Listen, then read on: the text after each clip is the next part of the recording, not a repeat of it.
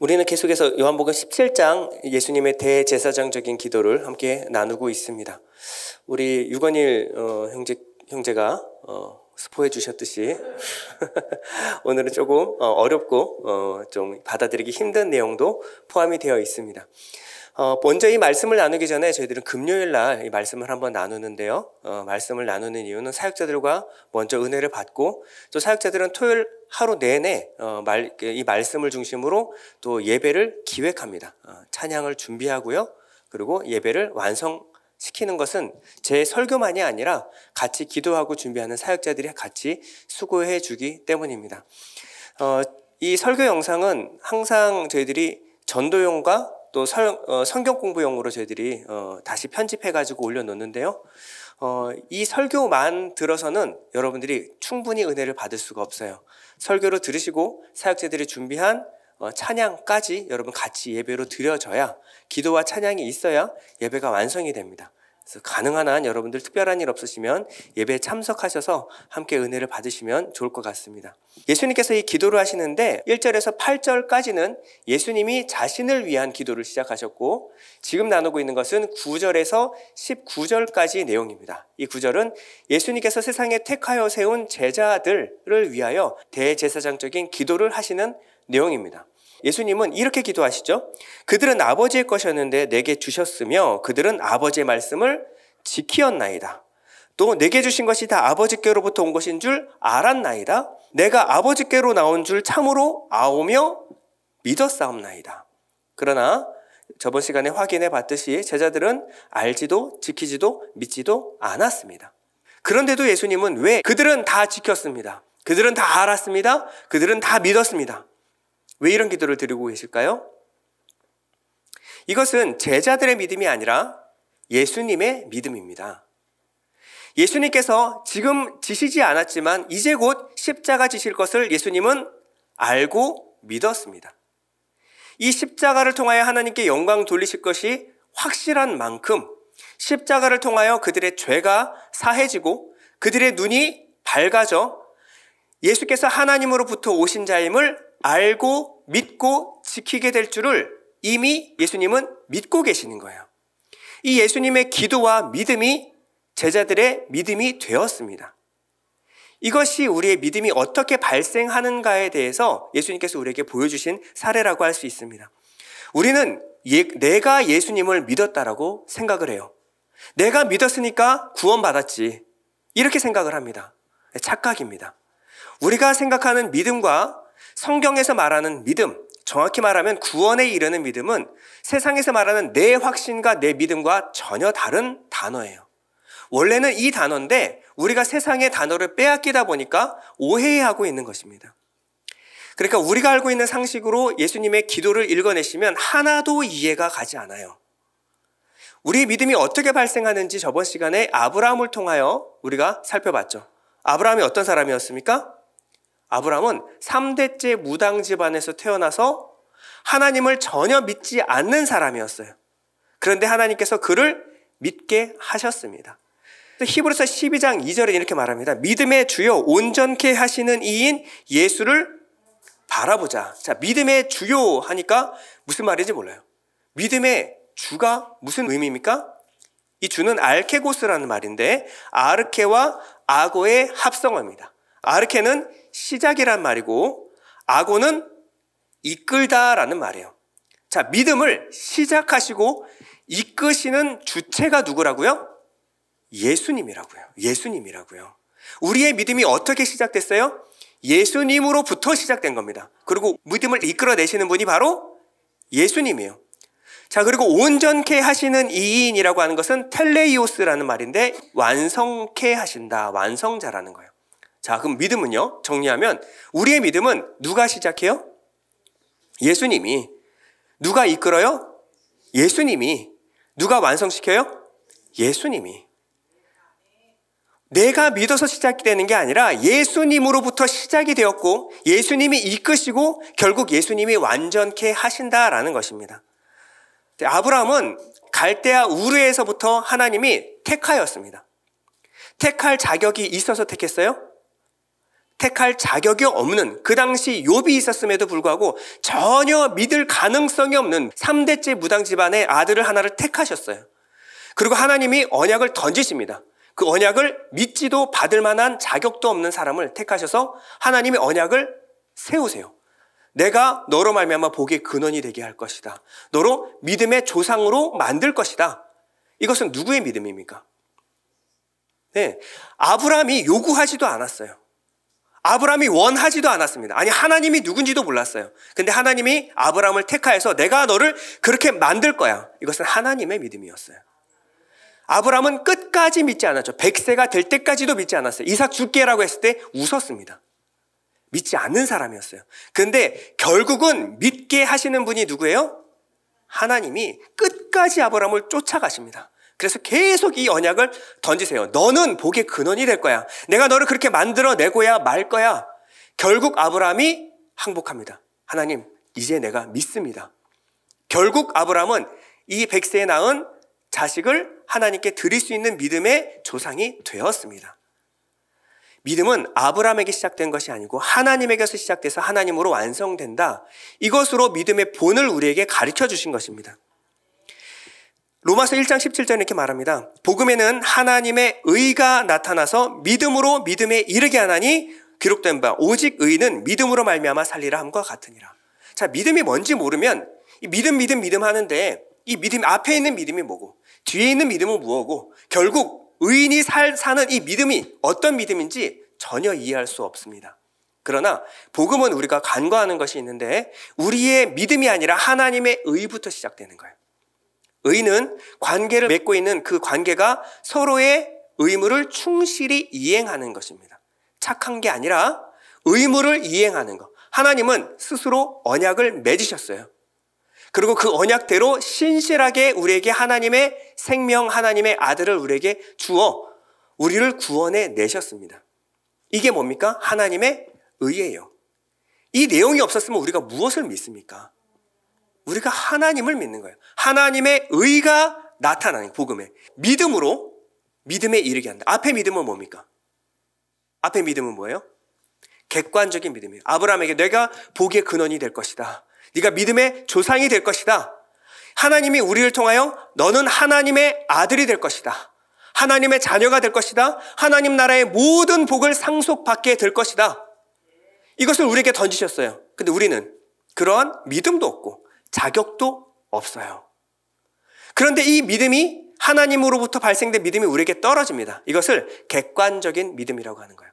성경에 있는 모든 말씀이 우리에게 떨어져요. 그러나 우리는 그것을 알지도 깨닫지도 이해하지도 믿지도 않아요.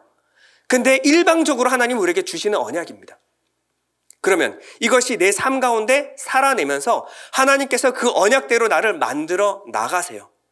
하나님의 자녀로서 자격도 없는 내가 점점 하나님의 자녀로서 하나님의 아들이 되어갑니다. 왜? 내게 성령을 보내셔서 성령께서 내 안에 소원을 두고 행하게 하시기 때문에 결국 처음에는 자격 없던 전혀 형편없던 내가 하나님의 자녀가 되어가는 것입니다. 이것이 무엇이냐면 주관적인 믿음. 이 하나님의 믿음으로 발생된 것이 내 믿음, 주관적인 믿음에 이르게 하나니 오직 의인은 이 믿음으로 말미암아 살리라. 처음에 이 믿음은요, 하나님의 믿음. 이것을 언약이라고도 해도 좋고요, 작정이라고도 해도 좋고요, 예정이라고 해도 좋습니다. 하나님의 섭리라고 해도 좋아요.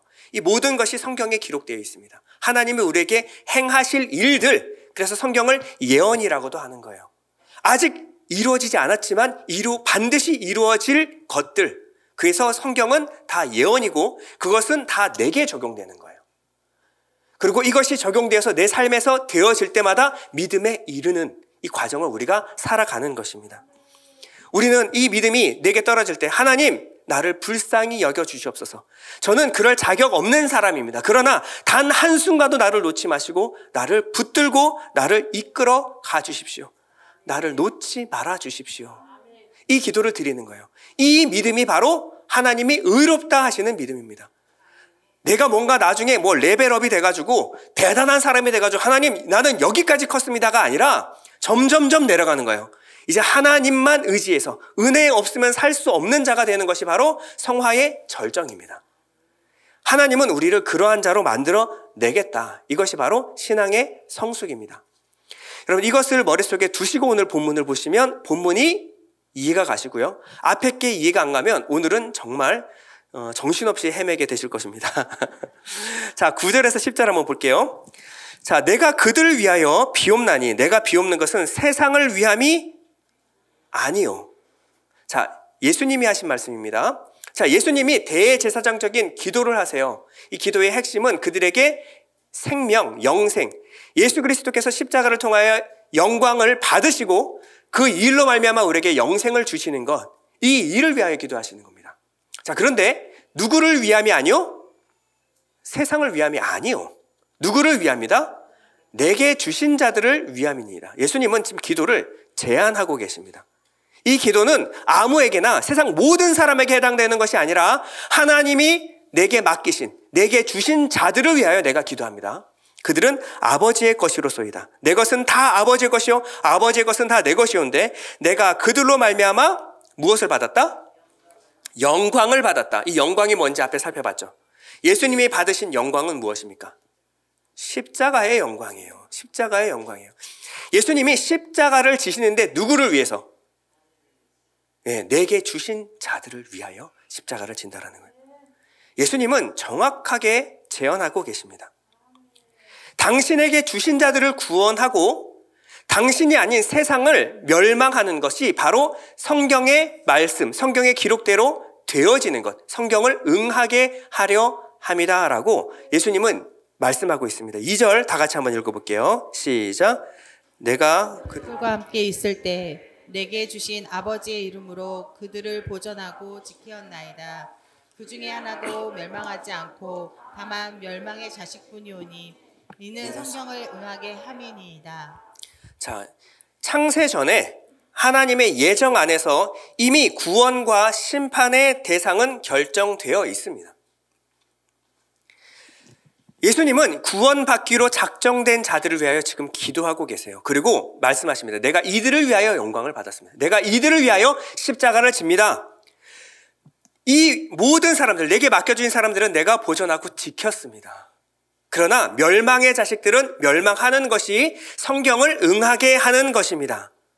여기에는 강력하게 무엇이 담겨 있냐면 하나님의 주권, 하나님의 선택과 예정이 강하게 심겨져 있어요. 이걸 뭐라 그러냐면 예정론이라고 합니다. 예정론. 예정론은요, 하나님이 아들 예수 그리스도를 통하여 택하신 백성을 구원해 내신다라는 거예요. 하나님의 나라를 완성하는 것이 목적인데 그 하나님 나라에 채우실 하나님의 백성을 창세전에 하나님이 예정해 놓으셨다. 이것이 예정론입니다. 예정론은 신학이 아니라 성경입니다. 그러나 우리가 받아들이기 힘든 것은 우리의 본성과 맞지 않기 때문에 그렇습니다. 우리가 예정론이 불편함에도 불구하고 우리가 받아들여야 되는 것은 성경이 그렇게 증거하고 있기 때문에 그렇습니다. 우리는 우리가 믿고 싶은 대로 믿는 것이 아니라 성경대로 믿어야 합니다. 우리는 성경의 주제가 내 구원, 내 천국이라고 생각하기 쉬워요. 이게 우리의 본성입니다. 내가 주인공 돼야 되거든요. 내가 주인공이고 하나님의 나를 사랑하셨기 때문에 내 구원을 위해서 예수님마저도 소품으로 십자가에 매달아야만 하는 거예요. 왜? 내가 더 소중하니까. 이게 죄인들의 본성이에요. 그러나 성경은 내 구원을 주인공으로 핵심으로 하고 있지 않습니다. 정확히 말하면 내 구원은 소품이에요. 성경의 주인공은 내가 아니라 하나님입니다. 하나님이 이 성경을 통하여 쓰시고자 하는 주제는 내 구원이 아니라 하나님 나라의 완성입니다. 그래서 계시록에 보면 내 구원이 아니라 하나님의 나라의 완성으로 마무리가 돼요. 그게 계시록 21장, 22장입니다. 여러분 확인해 보시면 돼요. 성경은 그것으로 향해서 달려나가고 있고 하나님의 나라, 그 나라에 채울 백성들은 하나님의 나라가 하나님의 주권과 예정, 섭리에 있듯이 하나님 나라에 채울 백성 또한 하나님의 주권과 예정에 달린 것입니다. 우리가 마음대로 누가 구원할지를 우리가 선택하는 것이 아니라 하나님이 선택하시는 거예요. 하나님이 택하시고 하나님이 구원하시는 것입니다. 그럼 벌써부터 우리가 여기에 부딪히기 시작해요. 우리가 찬양할 때는 구원하심이 보좌에 앉으신 우리 하나님과 어린 양께 이 또 동의가 일어나서 눈물 철철 내면서 찬양해놓고 예정 얘기하면요 가슴이 내가 예정 하나님 주권. 그럼 하나님이 구원하실 사람들은 이미 정해져 있다는 얘기네.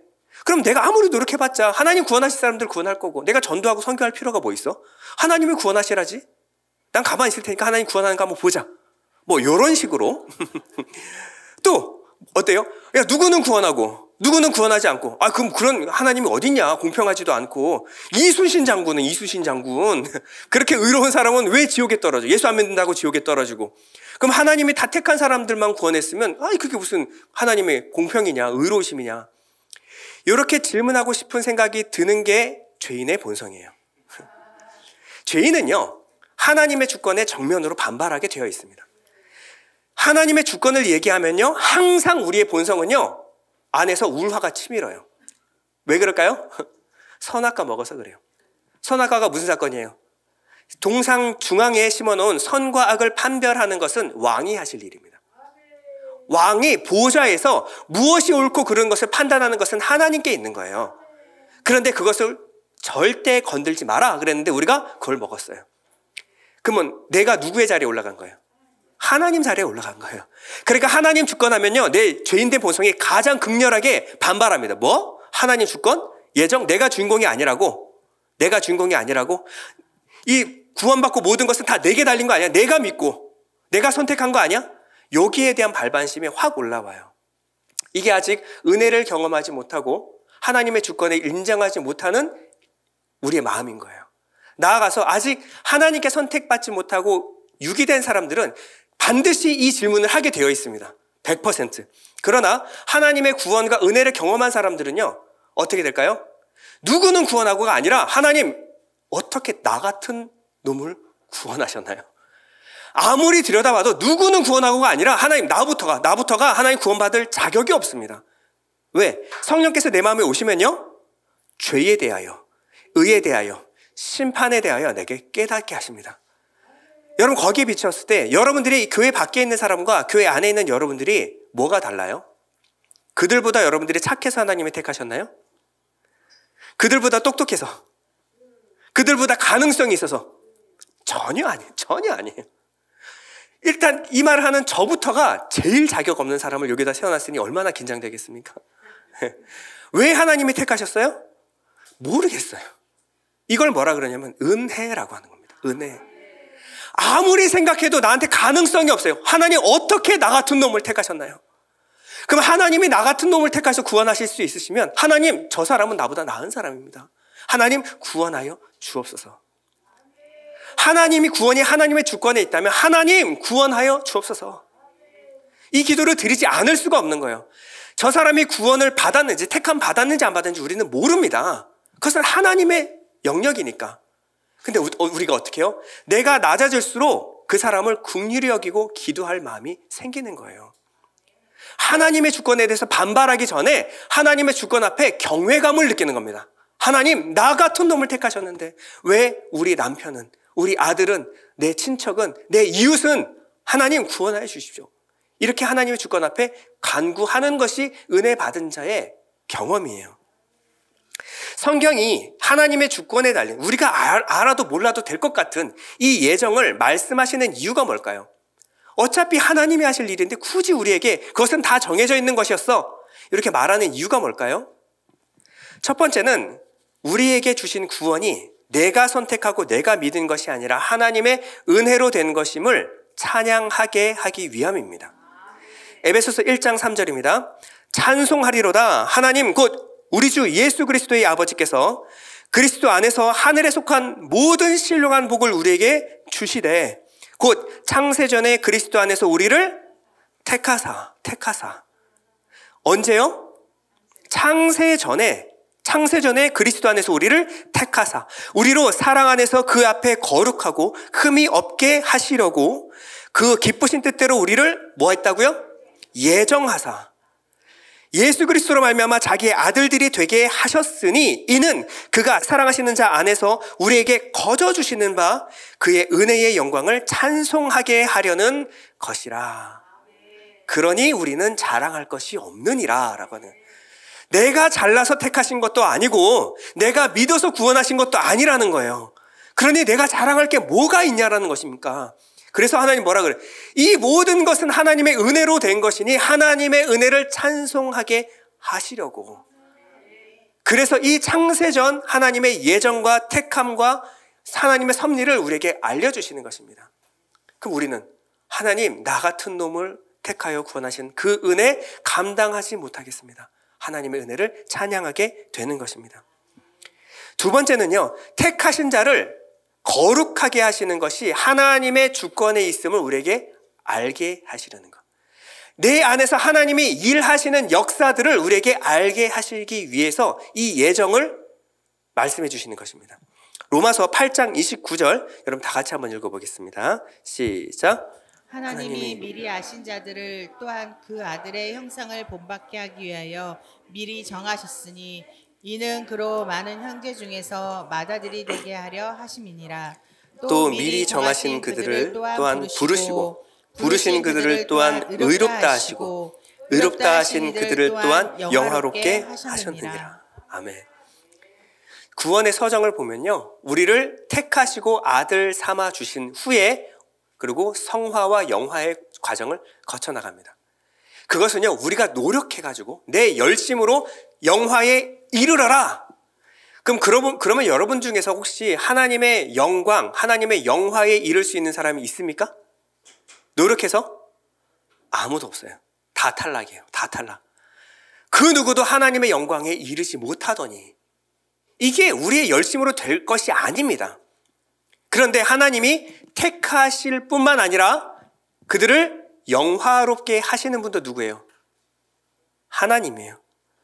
정확히 말하면 앞에 에베소서 1장에서 거룩하고 흠이 없게 하시는 것. 그래서 택하시고 거룩하게 하시고 그 다음에 영화롭게 하시는 그 모든 것을 누가 하신다? 저기 보면요, 하셨느니라. 이미 하나님이 내 안에서 하시는 일이에요. 그러면 우리가 하나님의 구원 계획이 우리 안에서 시작된 사람들은요, 이것이 실패될 수 있다 없다? 없다. 내 안에서 지금은 아주 미약하지만 내 안에서 착한 일, 선한 일을 시작하신 이가 그리스도 예수의 날까지 이루실 줄을 확신하노라. 지금 내 상태는 너무나 부족해요. 내가 이래가지고 언제 하나님이 원하시는 수준까지 올라가지? 그런데 내 안에 이러한 하나님의 일하심이 감지가 된 사람들은요, 하나님이 내 안에서 시작하신 분이 끝까지 이루실 줄 확신하는 겁니다. 하나님은 절대 실패하는 법이 없어요. 실패할 수가 없습니다.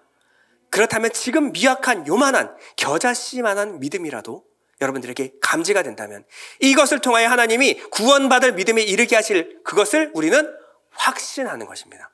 이게 뭐예요? 구원의 확신이라는 거예요. 구원의 확신. 구원의 확신은 내 자격이나 내 됨됨이나 내 어떤 확신이 있는 것이 아니라 어디에 있는 거예요?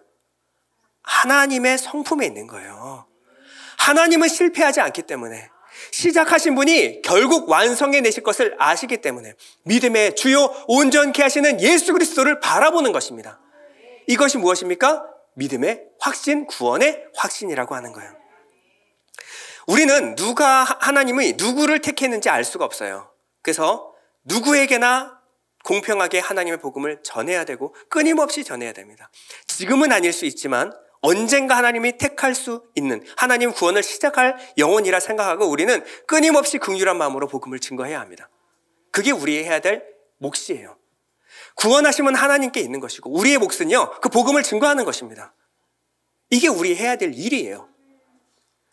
그러나 구원을 받았는가, 이 사람이 하나님의 구원의 역사 가운데 있는가는 우리가 알 수 있습니다.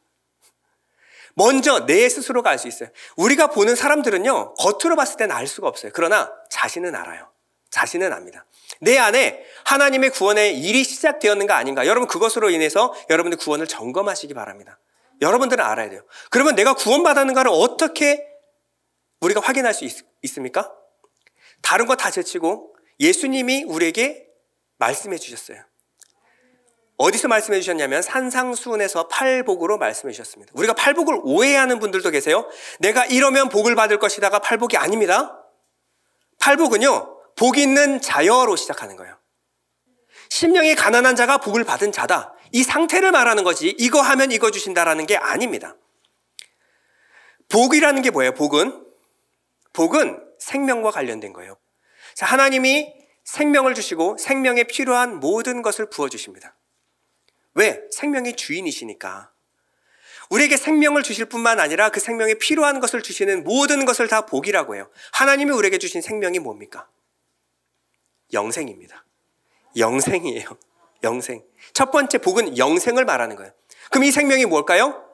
영생은 곧 유일하신 참 하나님과 그가 보내신 자 예수를 아는 것이에요. 어떻게 알아요? 성령을 받지 않으면 모릅니다. 영생은요, 성령을 받았을 때 유일하신 참 하나님과 그가 보내신 자 예수를 아는 거예요. 그럼 영생은 이꼬르 성령이에요. 자, 내가 성령을 받으면 성령은 그리스도의 영이에요. 하나님의 깊은 것까지라도 통달하시는 영이십니다. 그러면 하나님과 예수를 알게 됩니다.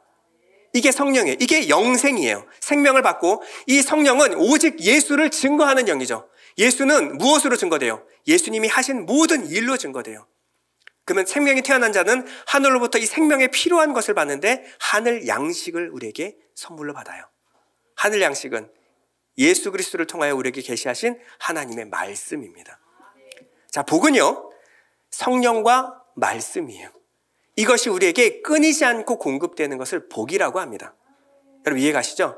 자, 복 받은 사람, 그러면 구원 받은 사람이겠네요? 자, 구원의 증거가 뭡니까? 첫 번째, 아기가 태어나면요, 울음부터 시작을 합니다. 모든 생명이 태어나면 울음으로 시작해요. 이 생명은요, 자기 스스로는 절대 살 수가 없습니다. 반드시 의존해야만 살 수 있는 것이 바로 이 생명이에요. 그래서 심령의 가난함을 느낍니다. 나는 스스로 설 수 없습니다. 나는 아무것도 아닙니다. 하나님 나를 도와주십시오. 이것이 뭐예요? 심령의 가난함. 나는 죄인입니다. 하나님 없으면 절대 구원받을 수 없는 죄인입니다. 거기서 나타나는 것이 바로 애통이에요. 울음이 시작이 되죠. 그러고 나서 무엇해요? 젖을 힘있게 빱니다.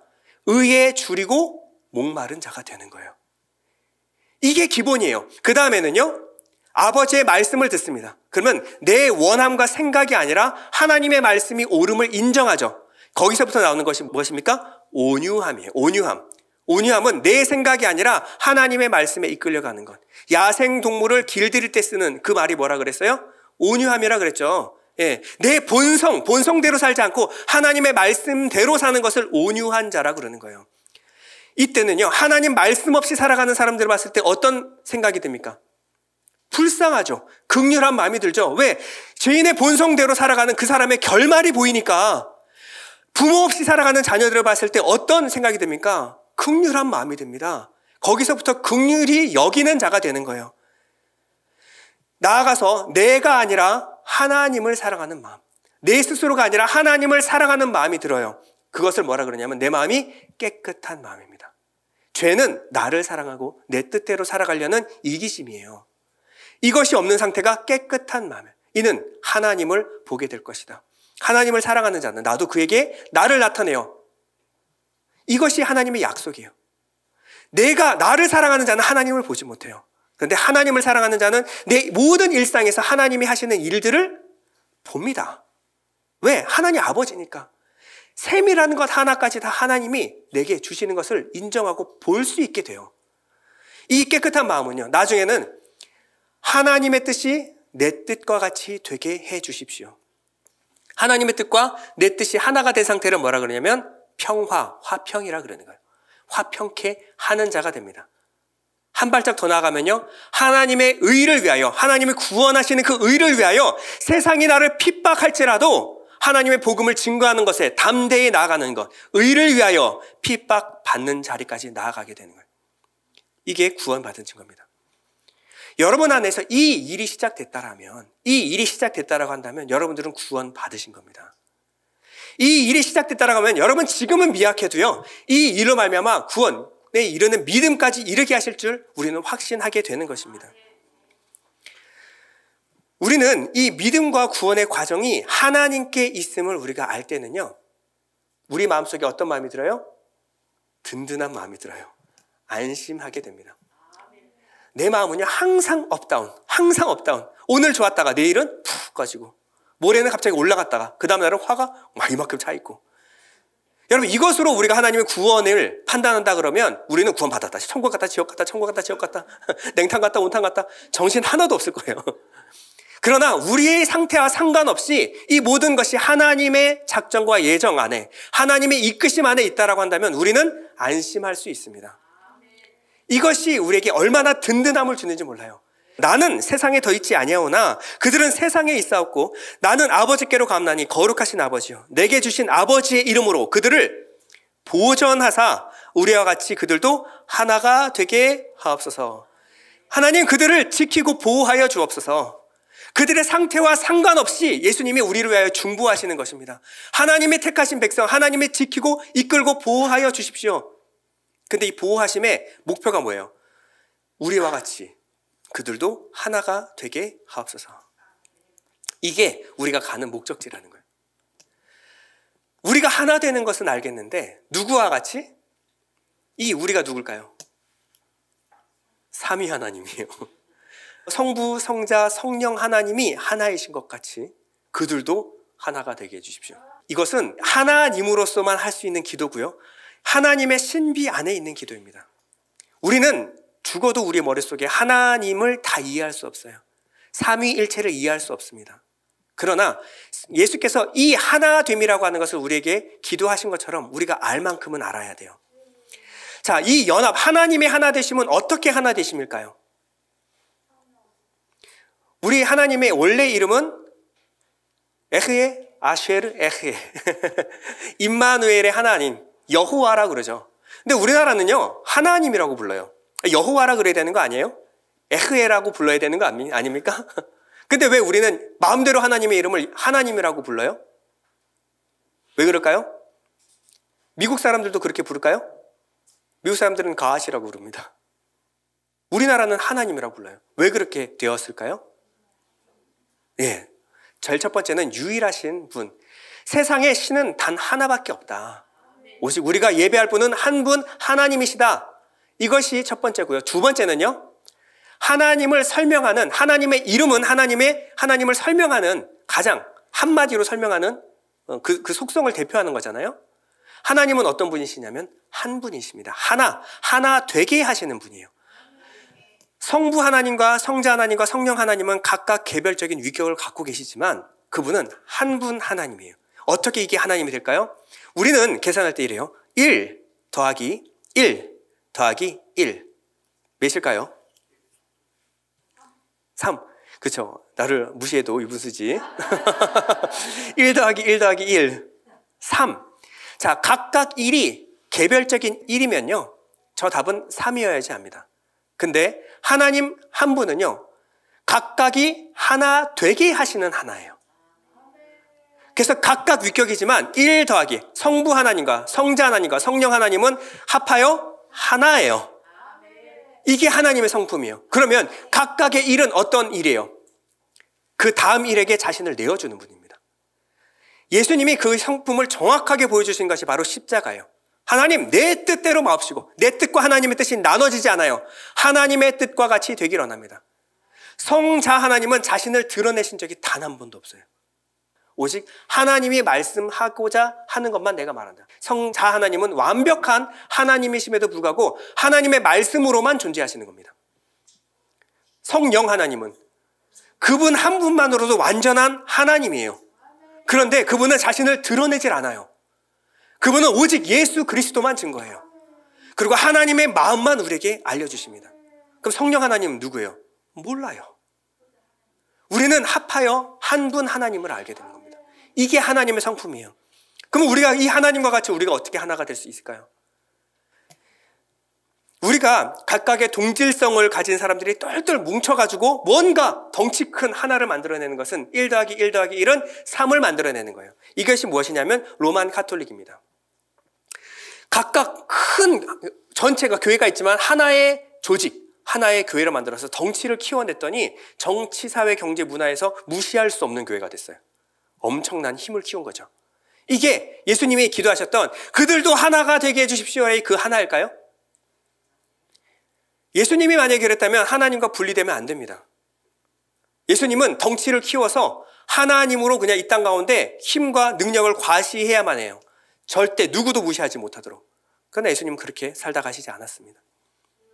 하나님의 하나 되심은 어떤 하나 되심입니까? 다양성 가운데 하나 되심이에요. 각각 다 달라요.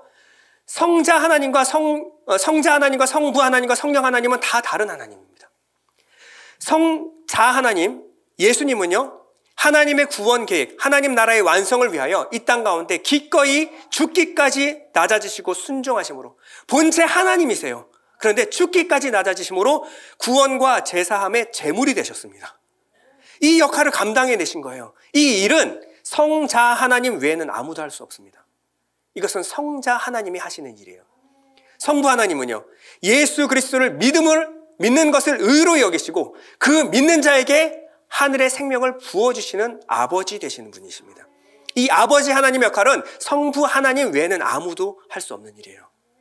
성령 하나님은요, 친히 그들에게 생명이 되어 진리와 생명이 되어 우리 안에 함께 영원히 거하시고 우리를 보호하시고 인도하시는 하나님이십니다. 우리 안에 거하시는 분이에요. 각각의 역할은 절대 침범하지 않아요.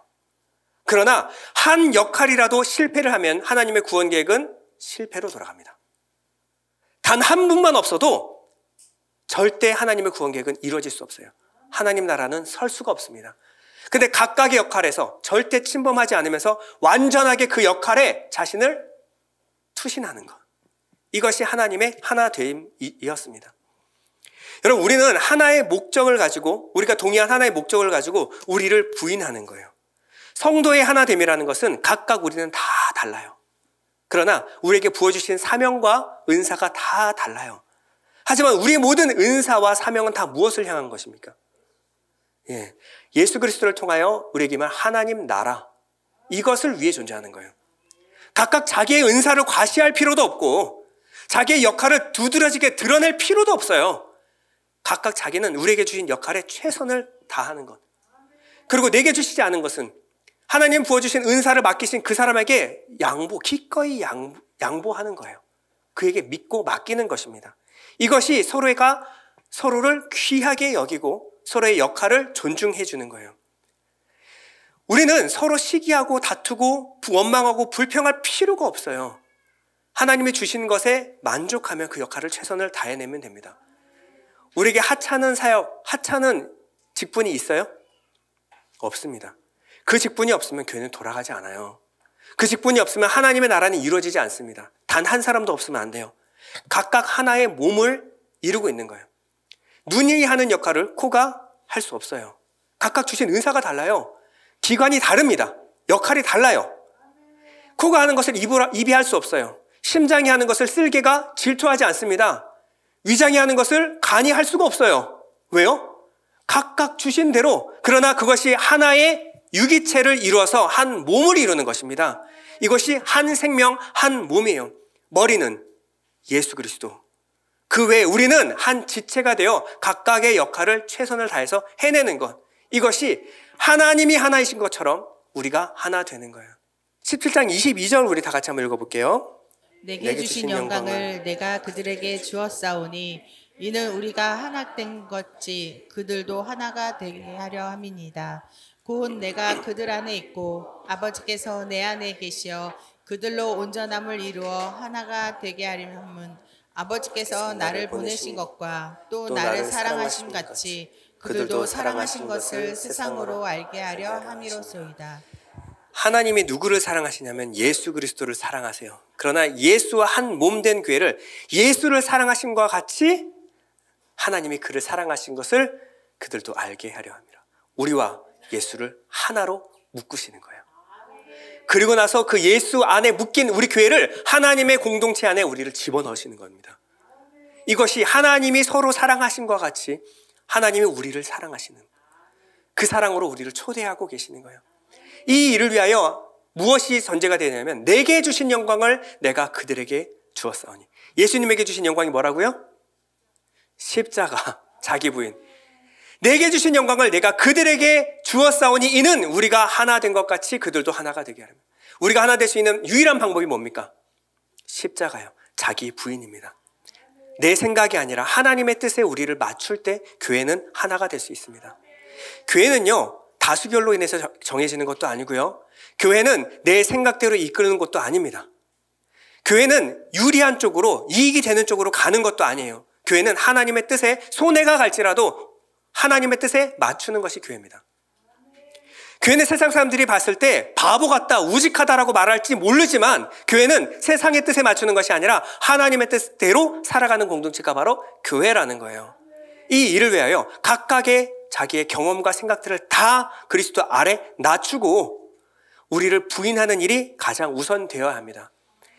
예수께서 주신 그 영광을 우리에게 주었사오니 우리 또한 자기를 부인하고 자기 십자가를 지고 예수를 쫓는 일, 이 일 외에는 교회가 하나 될 수 있는 방법이 없다라는 거예요.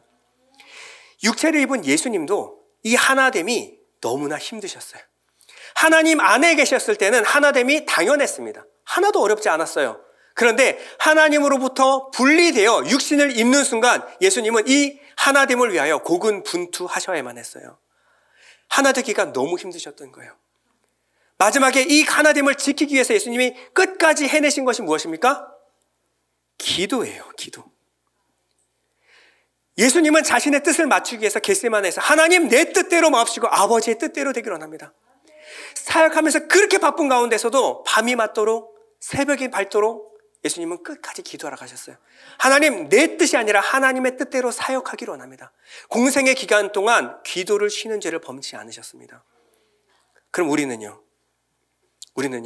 여기 예수님보다 좀 믿음이 좋으신 분 계십니까?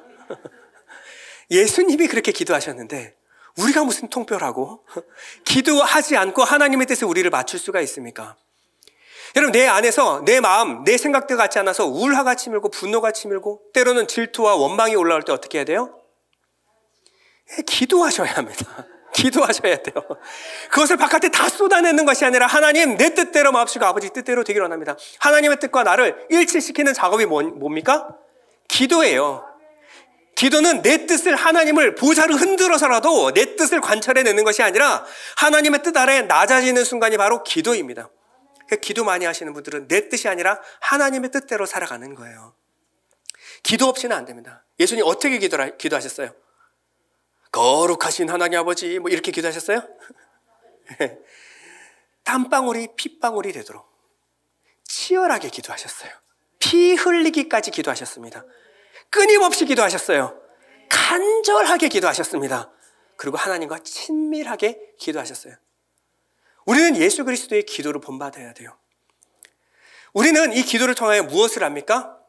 우리는 우리에게 예정하신 하나님의 모든 뜻을 알게 돼요. 이 세상은요, 우연히 흘러가는 것처럼 보입니다. 뭔가 우발적인 일들이 자꾸 일어나는 것 같아요. 그래서 갑자기 막 전쟁이 일어나기도 하고 기후의 변화로 인해서 이렇게 겨울인데 따뜻한 겨울을 맞이하고 있습니다. 이런 일도 갑자기 우발적으로 일어나는 것 같고 뭔가 불안하고 답답한 일들이 계속 일어나요. 그때 어떻게 해야 돼요? 기도해야 돼요. 왜요? 하나님의 전체적인 스토리를 봐야 합니다. 여러분, 이 역사는요, 하나님의 장중에 있어요. 하나님 손바닥 안에 있습니다. 하나님이 허락하지 않은 것이 일어나는 일이 가능할까요? 불가능해요. 그러면요, 우리에게 하나님 무엇을 보여주시냐면 더 스크립트를 보여주세요. 대본을 보여주십니다. 자, 이 역사는 무대입니다. 무대. 자, 무대에서 무언가 일어나요. 관중들은 그것을 지켜봅니다. 그럴 때 무대에서는 어떤 사람이 갑자기 튀어나와서 뭐 주인공 역할을 막 하기도 하고요. 노래도 부르고. 그런데 갑자기 사건이 발생해요. 그래서 막 긴장감이 막 극도로 치닫습니다. 이 모든 일이 무대 위에서 갑자기 일어나는 일일까요? 갑자기 누구에게 스포트라이트가 비쳤다가 갑자기 누가 죽기도 하고 이런 일이 일어나요. 이게 우발적으로 일어나는 거예요? 무대에서 일어나는 모든 것은 대본대로 되어가는 겁니다. 대본대로 가는 거예요. 내 역할이 무대 위에서 이 역사 가운데 우리는 태어납니다. 그리고 살다가 역할을 다하면 무대 뒤로 사라지는 거예요.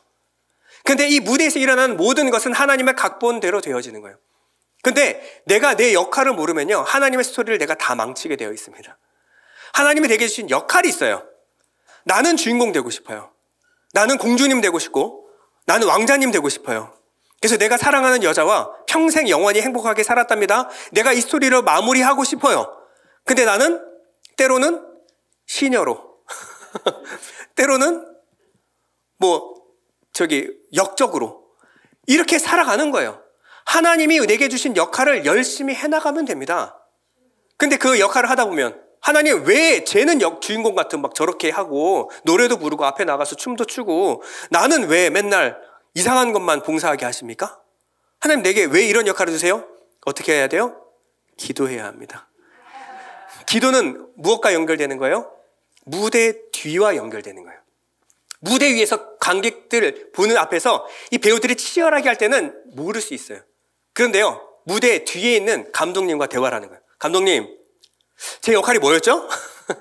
제 역할이 뭐였죠? 제 대본에 제 대사가 뭐죠? 그 감독님이 지시를 합니다. 네가 할 때는 거기서 등장해야 돼. 지금 나오면 안 돼. 그리고 너는 이 역할이거든. 이 역할에서 이렇게 표현해줘야 돼. 전체적인 스토리가 그렇거든. 그러니까 넌 이렇게 역할을 잘 해내야 돼. 우리 홍석호 형제가요, 보컬 전공입니다. 노래를 얼마나 잘 부르는지 몰라요. 근데 손양호 목사님 할 때 뭐 했어요? 고자질쟁이가 됐어요. 제가요? 막 이래요. 우리 손동희 역할, 동신 역할을 만약에 석호 형제가 있으면 노래를 얼마나 잘 불러요. 하늘 가는 다 울었을 겁니다. 다 울었을 거예요. 노래를 얼마나 잘하는데요. 근데 역할을 뭐 줬어요? 고자질쟁이.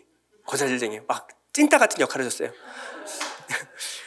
석호 형제가 하면 왜 나한테 이런 역할만 줍니까? 나한테 내가 보컬인데? 근데 이 역할이 없으면요, 스토리가 진행이 안 돼요. 각각 주신 역할이 있습니다. 우리는 하나님이 주신 그 스토리 안에서 내가 하나님 어떤 역할을 줬든지 최선을 다해서 전체적인 하나님의 그 사랑 스토리를 표현해내면 되는 거예요. 내가 없으면요, 석호 형제가 없으면 이 스토리는 진행이 안 돼요. 그렇죠? 각각 역할이 다 귀중한 겁니다. 내 마음속에 우라가 치밀 때는 감독님하고 상의하시기 바랍니다. 감독님, 제가 하는 역할이 뭐였죠? 이렇게 하는 거야, 저렇게 하는 거야. 그래, 막상 이왕 하는 거 최선을 다해서 한번 제대로 한번 해보자. 하나님이 내게 주부의 역할을 주셨을 수도 있어요. 왜 남편만 주인공이 되고 나는 집안에서 설거지만 합니까? 하나님이 주신 역할에 최선을 다하십시오. 남편 하나 사랑하는 게 인류를 사랑하는 것보다 힘듭니다. 그 역할 감당하는 게 아무나 할 수 있는 게 아니기 때문에 여러분에게 주신 거예요. 누가 옆에서 봐보세요. 그 남편을 누가 거두어 먹입니까? 나밖에 없는 거예요. 나밖에. 그래서 하나님이 내게 주신 역할이에요. 최선을 다해내는 거예요. 이 역할을 최선을 다할 때 하나님의 구원 계획에 이것이 다 포함이 되어 있다는 것을 알게 되는 겁니다. 전체적으로 보는 눈을 보는 거예요. 이 전체적인 눈이 뭡니까? 하나님의 스크립트, 말씀이에요. 이 말씀, 객관적인 믿음이에요. 그런데 이것이 기도로서 내 주관적인 역할로 주어지는 겁니다. 이 기도는 내 삶에, 내 현실에 적용하는 거예요. 하나님 말씀을 내 삶에 어떻게 적용할까요? 예수께서 무리를 걸으셨으니 나도 오늘 무리를 걷겠습니다가 아니라 그건 예수님의 역할이고 나는 내가 해야 될 오늘의 역할이 있는 겁니다. 그 역할에 최선을 다해내는 것이 뭡니까? 성령을 통해서 우리 감독님과 연결이 되는 거예요.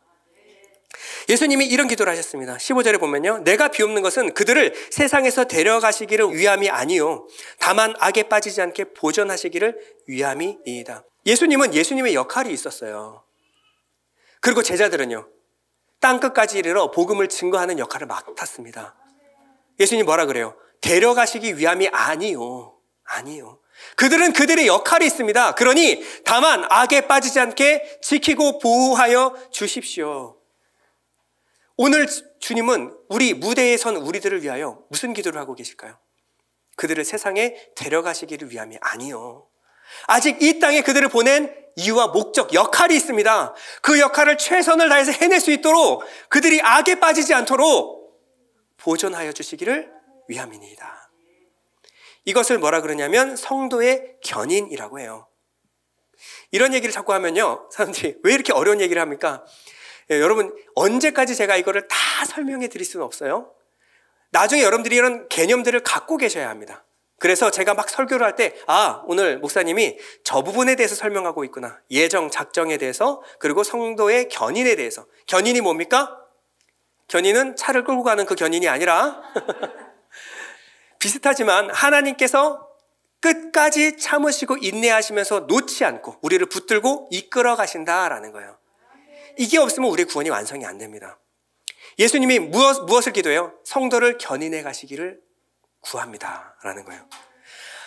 하나님이 시작하신 구원은 끝까지 하나님이 견인해 가십니다. 그것이 구원이 유효하도록 끝까지 은혜로 우리를 붙들어 가시는 것이 바로 은혜의 견인입니다. 이것을 묵상하면서 이 스토리를 다시 한번 떠올렸었는데 참 은혜가 됐었습니다. 로버트슨 맥킬슨 박사라는 분이 계십니다. 이분은요, 우리 신학생들 사이에서는요, 유명한 분입니다. 콜롬비아 성경대학의 신학대학의 총장이며 대학원 총장입니다. 콜롬비아 신학대학원의 대학원 총장이라고 하는 것은요, 목사 위의 목사예요. 목사를 키우는 목사입니다. 지도자 중에 지도자예요. 이분은 놀라운 스피치, 놀라운 설교가입니다. 그냥 강의만 하고 책을 쓰시는 분이 아니라 설교를 통해서 수많은 사람들을 돌이키는 목사님이었어요. 이분으로 인해서 일어난 놀라운 일들은 다 일일이 열거하기 힘들 정도입니다. 그리고 수많은 책들을 기록하셔서 그것은 우리의 교과서로 읽혀지고 있습니다. 이분이 계속해서 신학교에 남아서 목사님들을 키워내시는 것이 누가 봐도 하나님의 일인데 어느 순간 이분은 사퇴를 합니다. 사표를 내요. 옆에서 수많은 사람들이 말렸어요. 교수님, 목사님은 여기 남아서 수많은 후진들을 양성해 주셔야 합니다. 이것이 앞으로 일어날 하나님의 나라에 얼마나 큰 일인지 아십니까? 근데 여기서 물러나시면 안 됩니다. 이분이 물러나시면서 하신 설교는 지금도 기록으로 남아있어요. 제 아내 뮤리엘이 20년 동안 알츠하이머라는 병을 앓고 있습니다. 20년 동안 우울하고 외로운 길을 혼자 걸어왔습니다.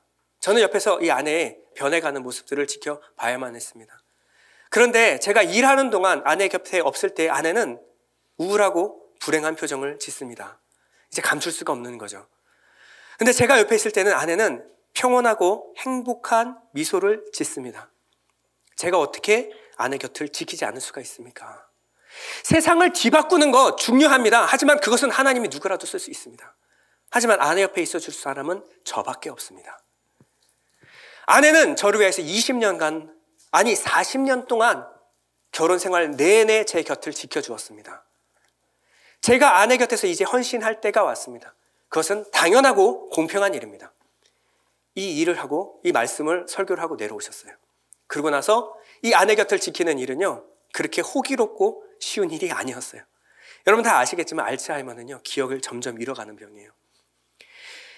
어느 날은 이분이 쓰신 이 소책자가 있는데요. 거기에 기록된 내용 중에 하나가 있습니다. 애틀란타에 가려는 이 비행기를 타려고 하는데 비행기가 연착이 됐어요. 그냥 10분, 20분 연착이 된 게 아니라 서너 시간 연착이 됐습니다. 그냥 비행기가 연착된 것은 공항에서 대기하는 그냥 그것만 의미하는 것이 아니에요. 알츠하이머에 걸린 아내를 보호해야 되는 이 교수님은요, 이 목사님은 이 아내 곁을 지키는 사투를 벌여야만 합니다. 먼저 이 아내는 제게 똑같은 질문을 계속해서 던집니다. 몇 분마다. 지금 여기 어디야? 나 지금 어디 가고 있는 거야? 우리 지금 여기 어디야? 나 지금 어디 가고 있는 거야? 시간이 지나면요, 5분만 지나면 또다시 아내가 갑자기 지금 여기 어디야? 우리 지금 어디 가고 있는 거야? 똑같은 질문에 똑같은 대답을 계속해 줘야 돼요. 몇 시간 동안? 서너 시간 동안. 처음 질문을 받은 것처럼 대답을 해줘야 됩니다. 그냥 답만 해주는 거는 어떻게든 할 수가 있는데 아내가 갑자기 일어납니다. 그리고 무언가 생각나는 듯이 정신없이 걸어요. 근데 알츠하이머에 걸린 이 아내는요, 자기가 지금 몇 살인지를 몰라요. 그럼 나이가 많은 70세가 넘은 노인이라는 생각을 못하니까 어린아이라고 생각하고 발걸음이 얼마나 빠른지 몰라요. 이 아내를 따라잡는 것은 거의 숨이 턱까지 차는 일입니다. 아내를 잡기 위해서 열심히 뛰어가요. 그럼 거의 둘이 같이 달리기를 하는 거죠. 겨우 손을 잡고 끌고 옵니다. 와가지고 자리에 앉혀놔요. 그러면 뭐예요? 여기 어디야? 지금 우리 어디 가는 거야? 그리고 좀 있으면 벌떡 일어나서 또다시 뛰어가요. 그럼 또다시 열심히 아내를 손을 잡고 끌고 옵니다. 이것을 서너 시간 동안 하는 거예요. 70세 넘은 노인이요, 이 아내를 계속 잡아오려고 똑같은 얘기를 하는 것은요, 나중에는요, 머리부터 발끝까지 그냥 땀이 다 젖었어요. 계속 이 일을 하고 있는데 저 건너편에서 어떤 젊은 여자 한 분이 노트북을 하면서 뭔가 불평을 하기 시작하는 거예요. 투덜거리기 시작하는 거예요. 미안했죠. 왜 아내가 계속해서 좀 소란을 피우니까 뭔가 열심히 기록을 하고 있는 이분한테 방해가 되는 것은 당연합니다. 예, 목사님이 가셔서 사과를 합니다. 죄송합니다. 제 아내가 알츠하이머가 있어서 또 자꾸 이런 일이 일어나는데 방해가 됐다면 죄송합니다. 그랬더니 이 여자분이 이런 얘기를 합니다. 아니, 그런 얘기가 아니에요. 저 혼자 말한 겁니다. 저는 열심히 살아가는데 세상에 어떤 남자가 저를 이렇게까지 사랑해 줄까? 나한테는 그런 남자가 나타날까? 그래서 그냥 불평 한마디 했습니다. 옆에서 봤을 때 이건 그냥 보통 일이야. 여러분, 사랑한다라는 고백은 할 수 있을지 모르지만 사랑에 대한 책임을 지는 것은 보통 일이 아닌 거예요. 이 뮤리엘을 위해서 옆에 지켜주는 것은 10년이 넘는 시간 동안 끊임없이 반복되어야만 했습니다. 시간이 지나면요, 힘들어질 만도 한데 이 책은 이렇게 마무리가 됩니다. 그분이 쓴 글인데요, 기도문입니다. 주님, 그녀를 조금 더 제 곁에 머물게 해주시면 안 될까요? 예수님께서 그녀를 부르신다면 저는 그녀의 고유하고 아름다운 자취를 얼마나 그리워하게 될까요? 물론 제 마음이 어려워질 때도 있습니다. 그러나 대부분 저는 그녀와 함께 있는 시간을 좋아합니다. 저는 그녀를 돌보는 것이 좋습니다. 그녀는 저의 가장 소중한 사람입니다. 여러분, 우리 곁에는요, 예수 그리스도께서 계십니다. 예수께서요, 알츠하이머에 걸린 우리와 같은 우리를 사랑하고 지키고 손을 잡고 이끌어 가시지 않는다면 우리는 항상 길을 잃게 되어 있어요. 우리는요, 언제 은혜를 받았나는 듯이 지금 여기 어디야? 나 누구야? 항상 물어봐요. 건망증이 심해도 너무 심하죠. 그리고 벌떡 일어나서 각기 제 길로 갔거늘. 우리를 손을 잡고 또다시 끌어오시고 또다시 거기 아니야, 거기 아니야. 아무 남자한테나 사랑한다 그러고 아무거나 보면 내 마음에 산다 그러고 계속 그래. 네 남편은 나야. 네가 사랑해야 될 사람은 나야. 끊임없이 손을 잡고 얘기하세요. 마음이 안 힘들까요? 힘드시죠. 그런데 그 손을 놓지 않는 분이 바로 우리 주님이십니다. 시편 121편은 이렇게 노래하고 있어요. 여호와께서 너를 실족하지 아니하게 하시며 너를 지키시는 이가 졸지 아니하시리로다. 이스라엘을 지키시는 이는 졸지도 아니하시고 주무시지도 아니하시리로다. 여호와는 너를 지키시는 이시라. 여호와께서 내 오른쪽에서 내 그늘이 되시나니 낮에 해가 너를 상하게 하지 아니하며 밤의 달도 너를 해치지 아니하리로다. 우리가 하나님을 졸지도 못하게 만듭니다. 잠시도 쉬지 않도록 침 삼킬 여유도 주지 않고 하나님을 긴장하게 만들어요. 그게 우리의 상태입니다. 근데 하나님은요, 저는 그녀를 돌보는 것이 좋습니다. 조금만 더 제 곁에 있게 해주시면 안 될까요? 하나님, 세상에서 데려가기를 원하는 것이 아닙니다. 나는 이들을 돌보는 것이 좋습니다. 이것이 우리의 선한 목자 되신 예수님의 고백이고요. 성령께서 말할 수 없는 탄식으로 우리를 위하여 간구하시는 성령님의 사랑 고백입니다. 그는요, 우리를 실족하게 내버려 두시지 않습니다. 하나님이 우리를 지키시기 때문에 밤의 달도 낮의 해도 우리를 상하게 하지 않는 것입니다. 세상 사람들이 보면요, 이 영적인 세계를 보지 못해요. 무대 뒤에서 일어나는 일을 그들은 보지 못합니다. 그러니까 이 무대에 일어나는 것이 전부 다 자기가 우발적으로 일으키는 일인 양 생각할 수 있을지 몰라요. 그 상황에서 우리를 볼 때는 우리는 항상 위험천만, 모험천만한 인생을 살아가죠. 야, 세상이 어떤데 네가 제정신이야? 그렇게 순진하게 믿었다가는 세상에서 큰일 난다. 그러나 우리는 압니다. 세상 모든 일은 하나님 말씀대로 되어가는 것입니다. 우리가 열심히 나를 지키는 것보다 하나님이 나를 지키시는 것이 가장 안전한 거예요. 하나님이 나를 눈동자같이 보호하십니다. 하나님의 날개로 우리를 품으시는 그 품으심이, 보호하심이 가장 안전하다는 거예요. 우리는 하나님께 물어봅니다. 우리는 긴 항해를 떠내요. 하지만 항상 지도와 나침판을 가지고 다닙니다. 하나님, 내가 가는 길이 맞습니까? 하나님, 제가 이 길이 맞나요? 만약에 그게 맞다면 여러분, 하나님이 주신 모험을 즐기시기 바랍니다. 여러분에게 주신 역할을 즐기시기 바랍니다. 여러분들은 하나님의 길 위에 있어요. 여러분들은 하나님의 뜻 가운데 있습니다. 여러분들은 그냥 믿는 것이 아니라 창세전에 택함대로 믿는 사람들이에요. 여러분들은 그냥 가는 것이 아니라 하나님의 택한 그 보호하심 아래 가는 것입니다. 여러분들은 구원 받았고 구원 받게 될 것입니다. 우리는 안전합니다. 우리 잠시 눈을 감겠습니다.